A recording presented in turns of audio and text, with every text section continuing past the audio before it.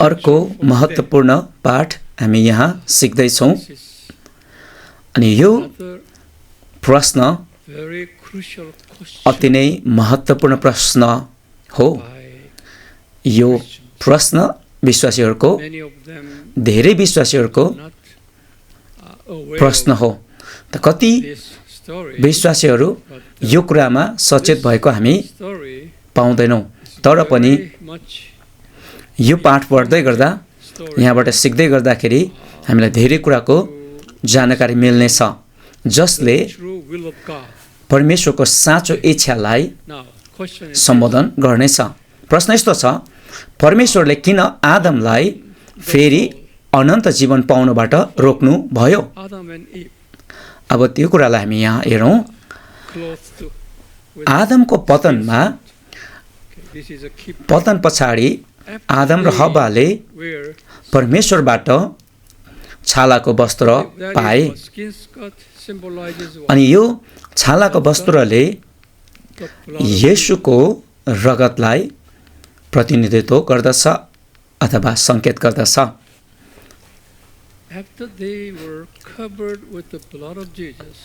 उनीहरूलाई अब छालाको वस्त्रले ढाकियो जो चाहिँ येशूको रगत हो।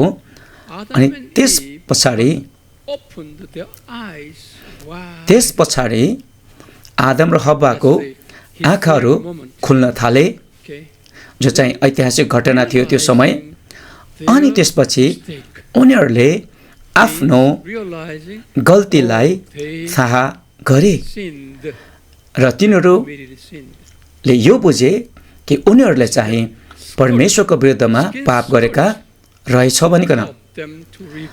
अनि यो चाहिँ छालाको वस्त्रले नै उनीहरूलाई यो कुरासम्म लगेर गयो। यहाँ एकदमै बुझ्नुपर्ने महत्त्वपूर्ण कुरा छ। यहाँ जसै उनीहरूले पाप गरिरहेछौँ भन्ने कुरा बुझे, थाहा गरे, त्यस पश्चात उनीहरू फेरि पाप गरिसकेपछि उनीहरूले अनन्त जीवन गुमाएको थाहा पाइसकेपछि अब उनीहरूले फेरि जीवनको रुखबाट उनीहरूले गुमाएको कुरालाई फेरि प्राप्त गर्न चाहे, कोसिस गरे। यो चाहिँ आदम र हव्वाको चाहना थियो। उनीहरूले जीवनको रुखबाट फल खाएर अनन्त जीवन फेरि पाउने चाहना गरे, कोसिस गरे। त्यो पाउने इच्छा गरिसकेपछि उनीहरूले त्यो कुराको लागि कोसिस गरे। किन भन्दा तिनीहरू अझै पनि अदनको बगैँचामा छन् त्यो समयसम्म। अब हामी हेरौँ चाहिँ जसै उनीहरूले यो कुराको इच्छा र चाहना गरे, जसै यहाँ आदम र हव्वाले फेरि गरिकन अनन्त जीवन पाउने कोसिस गरे, त्यसपछि उनीहरूले आदम र हव्वाले यो कुरा बुझे कि हामीले पाप गरिरहेछौँ भनिकन। अनि उनीहरूले अब त्यो अनन्त जीवन फेरि प्राप्त गर्ने कोसिस गर्दै गर्दा परमेश्वरले यहाँ गर्नुभएको कुरा महत्त्वपूर्ण छ। यहाँनिर त्रिएक परमेश्वरले, जसमा त्रिएक परमेश्वरले हामी भनिकन आफैलाई त्यो हामी भन्ने बहुवचन प्रयोग गर्नुभएको छ। अनि त्रिएक परमेश्वरले आदम र हव्वालाई फेरि गरिकन अनन्त जीवन प्राप्त गर्नको लागि जीवनको रुखको फल खानबाट रोक्नु भएको छ। आदम र हव्वाको जसै त्यो मस्तिष्कमा अथवा त्यो विचार त्यो कोसिस चल्दै थियो, त्रिएक परमेश्वरले त्यो कुरा थाहा पाइकन उहाँले त्रिएक परमेश्वरले भन्नुहुन्छ हामी यो कुरा रोक्नुपर्छ। हामी आदम र हव्वालाई फेरि गरिकन अनन्त जीवन फेरि प्राप्त गर्न दिनु हुँदैन भनिकन त्रिएक परमेश्वरले प्रतिक्रिया देखाउनु भएको हामी पाउँदछौँ। अर्थात् त्रिएक परमेश्वरले आदम र हव्वालाई फेरि अनन्त जीवन प्राप्त गर्न दिनु भएन। अनि किन परमेश्वरले यसो गर्नुभयो? यो चाहिँ अति नै महत्त्वपूर्ण प्रश्न हो। किन परमेश्वरले यो कुरा रोक्नुभयो? के हुन्थ्यो यदि आदम र हव्वाले फेरि अनन्त जीवन प्राप्त गरेको भए? अनि त्यसो भएको भए लेख्नुहोस्, यदि आदम र हव्वाले फेरि गरिकन अनन्त जीवन प्राप्त गरेको भए, यदि अनन्त जीवन फेरि प्राप्त गरेको भए, येशू ख्रीष्ट यो संसारमा आउनु आवश्यक नै पर्ने थिएन। अनि उहाँको क्रुसको मृत्यु पनि आवश्यक पर्ने थिएन। अनि त्यहाँ चाहिँ समस्या यस्तो हुने थियो, किन भन्दाखेरि येशू ख्रीष्टको आगमन र क्रुसको मृत्यु त सृष्टि अघि नै तय गरिसकेको थियो, जो चाहिँ परमेश्वरको रहस्य थियो, पूर्व योजना थियो। अनि त्यो योजना चाहिँ विफल हुनु असम्भव थियो। अनि त्यो परमेश्वरको रहस्य पूरा हुनको लागि आदम र हव्वाले आफ्नो अनन्त जीवन गुमाउनु पर्ने थियो। बुझ्दै हुनुहुन्छ यहाँनिर गहिरो कुरा? यस कारणले गर्दा त्यो परमेश्वरको रहस्य अर्थात् सृष्टि अगाडि नै तय गरिएको क्रुसको मृत्युको योजना पूरा गर्नको लागि त्रिएक परमेश्वरले आदम र हव्वालाई अदनको बगैँचाबाट निकालिदिनु भयो। त्रिएक परमेश्वरले आदम र हव्वालाई अदनको बगैँचाबाट निकालिदिनु भयो। उत्पत्ति 3:23 मा यो कुरा छ। अर्को अर्थमा भन्नुपर्दा त्रिएक परमेश्वरले आदम र हव्वालाई त्यहाँबाट निकालिदिनु भयो। अनि त्यसपछि आदम र हव्वा पूर्वी क्षेत्रमा उनीहरूलाई राख्नु भयो। अब जीवनको रुख चाहिँ उनीहरूबाट टाढा भयो।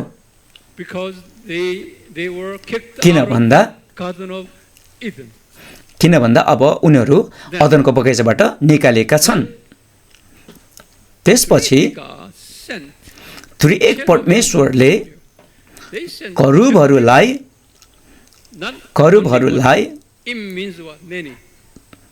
या करूब मात्र नभइकन करूबहरूलाई यहाँ हामीले बुझ्ने कुरा धेरै करूबलाई अनि त्यो अग्निमय त्यो तरवारको साथमा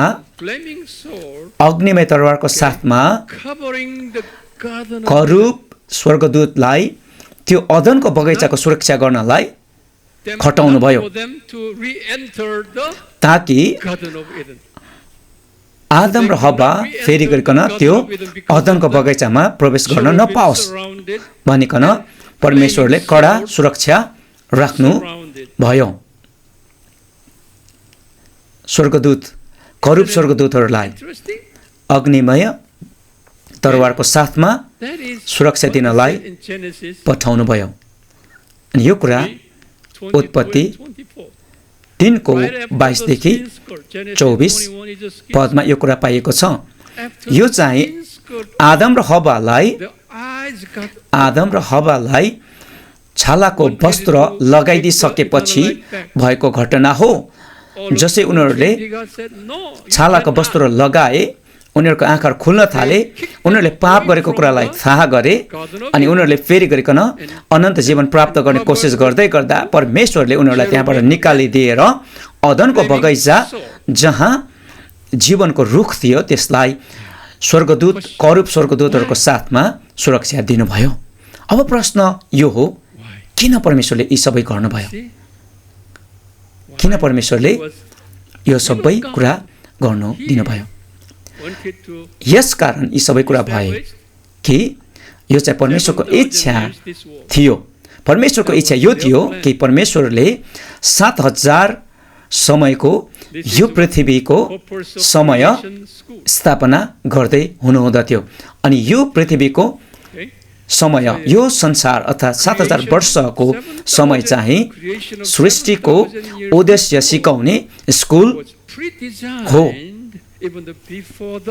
अनि यो सबै कुरा चाहिँ सृष्टि अघि नै योजना गरिएको थियो। परमेश्वरले आफ्नो सन्तानलाई सृष्टिको उद्देश्य सिकाउने योजना परमेश्वरले सृष्टि अघि नै तय गर्नुभएको थियो। अनि त्यो कुरा पुरा हुनको लागि यी सबै घटनाहरू घट्दै गए, हुँदै गए। आज मैले तपाईहरुलाई केही कुराहरू सिकाएको छु। अनि यी सबै केही पाठहरू हामीले सिक्दै आएको पाठहरूबाट हामीले बुझ्ने कुरा यही हो कि सृष्टिको उद्देश्य सिकाउने कुरा हो। अनि परमेश्वरको इच्छा र योजना यही थियो कि यो संसारको 7000 वर्षको स्कुल विद्यालय सुरु गर्नु। अनि यी सबै कुराहरू योजना पूरा गर्नको लागि, यो योजना पुग्न आउनको लागि परमेश्वरले शैतानलाई पनि सृष्टि गर्नुभयो। परमेश्वरले अनि आदमलाई पनि पतन हुन दिनुभयो। आदमलाई फेरि गरिकन अनन्त जीवन प्राप्त गर्नदेखि रोक्नुभयो। र यो संसारमा, यो पृथ्वीको यो 7000 वर्षको समयमा परमेश्वरले शैतानलाई सीमित अधिकार पनि दिनुभयो। अनि शैतान र शैतानसँग भएको अधिकार र शैतानलाई पछ्याउनेहरूसँग भएको अधिकार चाहिँ परमेश्वरले आफ्ना सन्तानलाई तालिम दिनको लागि आवश्यक भएको कारणले गर्दा यो सबै अनुमति परमेश्वरले दिनुभएको छ। आउने दिनहरूमा हामी अझ धेरै यस विषयमा सिक्दै जानेछौँ। आमेन। परमेश्वरले तपाईहरु सबैजनालाई आशिष गर्नुभएको होस्। र जतिजनाले भिडियोबाट अध्ययन गर्दै हुनुहुन्छ, परमेश्वरले तपाईहरुलाई पनि प्रशस्तै आशिष गर्नुभएको होस् र तपाईहरुको जीवनबाट परमेश्वरले आफ्नो महिमा लिनुभएको होस्। आमेन, आमेन।